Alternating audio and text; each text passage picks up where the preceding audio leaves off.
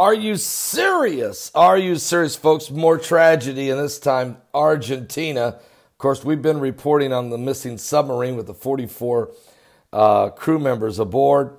They've heard an explosion yesterday down deep into the ocean, and they fear that the crew has been lost. For more than a week now, actually it's been 9 days, the submarine has gone missing in the depths of the ocean off the coast of Argentina. And the sad thing is that part of the world where the bottom of the ocean floor is drops off to about 3 miles deep. So if this submarine got into trouble and somehow went to the bottom, it's just not good. So they're right now the entire family members are in anguish. Their hopes are being dashed. The people are in grief, and anger is starting to pour out now toward the Argentine government as the hope for a miracle is dwindling. The explosion had been recorded deep in the Atlantic Ocean near where the submarine was traveling, only a few hours after the vessel's last communication. Some relatives are fainting when they heard the news. Some screamed at the naval officers who shared the information, and some sobbed very loudly. There was also anger. Families said that the Navy had mismanaged the situation by waiting till the start of a full-scale search and by dangling reports of possible satellite phone calls from the ship, which turned out to be false reports. Perhaps worst of all, they said Argentina had let its military degrade to the point of recklessness. And you know what? It's not just Argentina. President Barack Obama has got to bear responsibility for what he did during the 8 years, or I should say what he didn't do during the 8 years that he was president. He led our Navy. And it wasn't just, look, no upgrades, no keeping up with the technological advancement, cutting the personnel down to hardly anything. Folks, what we were witnessing was a transfer of resources from our military to activism. That's what went on during the 8 years of Barack Obama.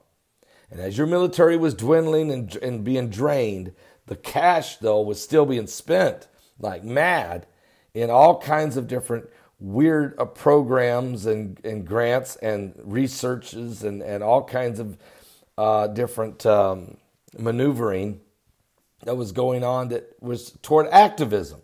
I'll just tell you what it was. It was a lot of left-wing liberal activism. And now what you're seeing is a switch back. But it's going to take time. Our military's in trouble, and we've got enemies in the world that are seizing the opportunity. And just like what we witnessed with Kim Jong-un and what we've been watching in North Korea. But it's not just North Korea. I mean, we left all that hardware in the sand. ISIS became a reality. They weren't a JV team. They were murderers, and they put their murdering efforts a lot toward non-believing Arabs and Christians for sure, and some minority groups like the Yiddies. So it's just an ugly time. Argentina is experiencing what we are experiencing, and it's going to take some time to fix it. Our Navy has crashed its boats. Planes are crashing. Helicopters are going down. I want to report on the helicopter that went down, the plane that went down off the coast of Japan.